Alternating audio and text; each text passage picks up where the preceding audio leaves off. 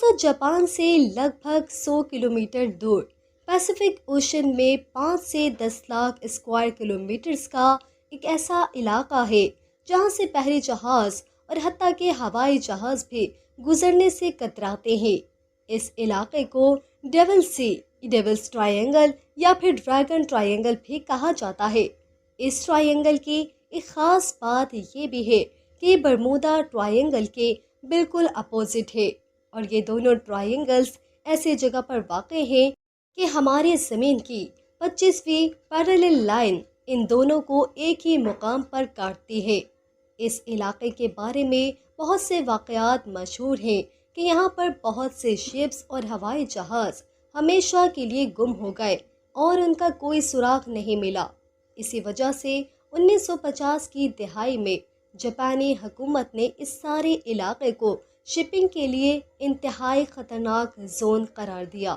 दोस्तों वैसे तो जापानी सकाफ़त में इस इलाके के बारे में हज़ारों साल पुरानी कहानियाँ मौजूद हैं जिनमें बताया गया है कि यहाँ समंदर के नीचे कोई ड्रैगन जैसा देवहैकल जानवर रहता है, इसीलिए इसे ड्रैगन ट्रायंगल भी कहा जाने लगा। 20वीं सदी में ये इलाका उस वक्त खबरों में आया जब अगस्त 1945 में जापानी एयरफोर्स का एक जहाज़ टोक्यो के जनूब में फिलिपाइन से गुजर रहा था। क्या हो रहा है, ये उस पायलट के आखिरी अल्फाज थे।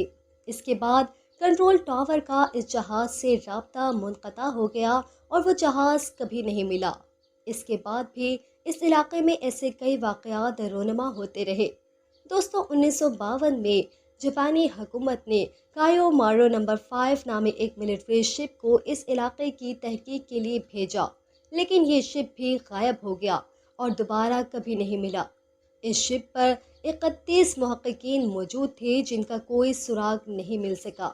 जापानी हुकूमत ने दावा किया कि ये शिप शायद ज़ेरे आब आतिश फिशानी धमाकों की वजह से तबाह हुई है, लेकिन दोस्तों उसका कोई मलबा भी नहीं मिला। उस वक़्त जापान के सबसे बड़े अखबार योमिरियो शिंबन ने इस इलाके का नक्शा शाया किया और बताया कि 1945 से 1950 के दरमियान यहाँ 9 से ज़ायद शिप्स गायब हो चुके हैं। 4 जनवरी 1955 को एक जापानी शिप शेनियोमारो नंबर 10 मेक्योरा जेमा जजीरा के पास से गुजर रही थी कि उसका भी कंट्रोल टावर से राब्ता मुनक़ता हो गया। 12 दिन बाद ये शिप तो मिल गए, लेकिन इस पर सवार अफराद को बिल्कुल अंदाज़ा नहीं था कि वो इतने दिनों तक रेडार से गायब रहे हैं। कुछ रिपोर्ट्स में आया कि शिप के कुछ अफराद ने अजीबोगरीब बयानात भी दिए, लेकिन ये बयानात कभी तस्दीक शुदा ना हो सके। दोस्तों वक्त के साथ साथ ये इलाका पॉप कल्चर का हिस्सा बन गया। 1970 में न्यूयॉर्क टाइम्स ने इसे डेविल सी का नाम दिया। बाद में इस पर कई फिल्में भी बनी, जैसे कि गॉडजिला और रेगो वगैरह। दोस्तों 1999 में एक अमेरिकी मुसन्निफ चार्ल्स बर्टल ने द ड्रैगन ट्रायंगल के नाम से एक किताब लिखी। इसमें बहुत से ऐसे बहरी जहाज़ों का जिक्र था जो इस ड्रैगन ट्रायंगल में आकर गायब हो गए थे। इसके बाद ये इलाका भी बरमूदा ट्रायंगल की तरह मगरिब के पॉप कल्चर का हिस्सा बन गया। लेकिन फिर यहाँ एंट्री होती है एक और अमेरिकी मुसन्निफ लैरी कोश की। लैरी ने अपनी किताब बरमूदा ट्रायंगल मिस्ट्री सोल्ड में बरमूदा ट्रायंगल से जुड़ी कई कहानियों को झूठ करार दिया। उन्होंने बताया कि बरमूदा ट्रायंगल हकीकत में कोई गैर मामूली जगह नहीं, बल्कि एक आम सा समुद्री इलाका है जहाँ उतने ही जहाज़ गायब होते हैं जितने दुनिया के दूसरे हिस्सों में। दोस्तों इसी किताब में लैरी ने ड्रैगन ट्रायंगल पर भी बात की और चार्ल्स बर्टस के कई दावों को चैलेंज किया।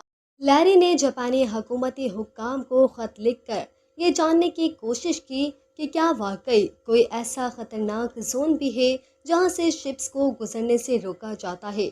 दोस्तों जापानी हुकूमत के जवाब ने चार्ल्स बर्टस के दावों को रद्द कर दिया।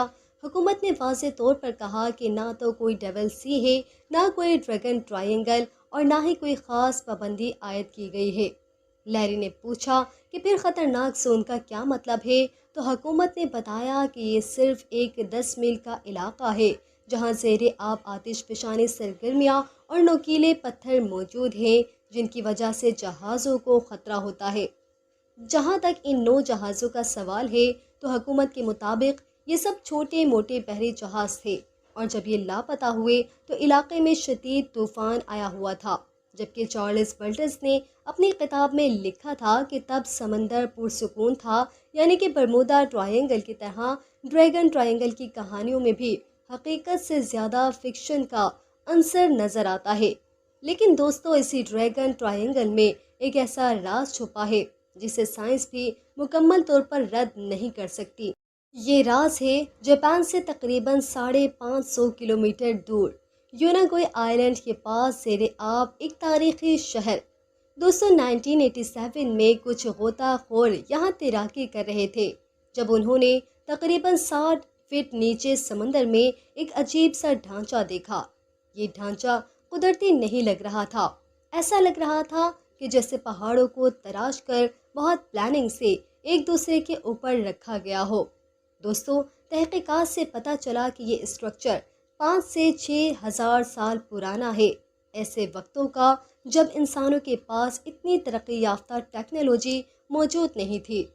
دوستو، سب سے بڑا سوال یہ تھا کہ یہ ڈھانچہ سمندر کی اتنی گہرائی میں آخر کیسے پہنچا۔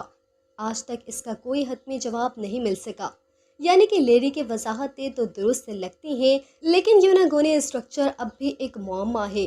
اسی طرح 1945 میں جب وہ ہوائی جہاز غائب ہوا تھا تو پائلٹ نے آخری لمحات میں کہا تھا آسمان کھل رہا ہے یا اس کے رنگ بدل رہے ہیں۔ ابھی تک سائنسدان اس کی کوئی خاص توجہ نہیں دے سکے۔ شاید یہ سب فرضی کہانیاں ہوں، یا شاید یہاں واقعی کچھ ایسا ہے جسے جاپانی حکومت چھپانا چاہتی ہو۔ لیکن دوستو، آج کی تاریخ تک نہ کوئی سرکاری ادارہ اور نہ ہی کوئی سائنسی تنظیم ڈیول سی کو خطرناک زون کے طور پر تسلیم کرتی ہے۔ جب ہم نے اے آئی سے بھی پوچھا تو اس نے بھی یہی کہا کہ یہ سب ایک متھ ہے، اور جو حادثات ہوتے ہیں ان کی بنیادی وجہ اس علاقے کا شدید موسم اور الیکٹرو میگنیٹک ڈسٹربنس ہیں۔ دوستو، دراصل یہ علاقہ زمین کے 12 وائل ورٹیکسز میں سے ایک ہے۔ وائل ورٹیکسز زمین کے ایسے مقامات ہیں جہاں الیکٹرو میگنیٹک فیلڈ کی وجہ سے غیر معمولی مظاہر دیکھنے کو ملتے ہیں۔ برمودا ٹرائنگل بھی انہی میں سے ایک ہے۔ دوستو، سپٹمبر 2024 میں ایک کتاب بھی شائع ہوئی جس کا نام ہے vile vortices involving dangerous energy zones. اس کتاب میں زمین کے ان پارہ علاقوں پر تفصیل سے بات کی گئی ہے جہاں الیکٹرو میگنیٹک انرجی کی وجہ سے عجیب و غریب واقعات رونما ہوتے ہیں۔ دوستو، ہماری آج کی ویڈیو بس یہیں تک۔ ہمیں امید ہے کہ آپ کو ہماری آج کی کاوش بھی ضرور پسند آئی ہوگی۔ اگر پسند آئی ہے تو ویڈیو کو لائک اور شیئر کر دیجیے، اور اگر آپ ہمارے چینل پر نئے ہیں تو اسے سبسکرائب کرنا ہرگز مت بھولیے گا۔ ملتے ہیں ایک اور شاندار سی ویڈیو میں، تب تک کے لیے ہمیں اجازت دیجیے۔ السلام علیکم۔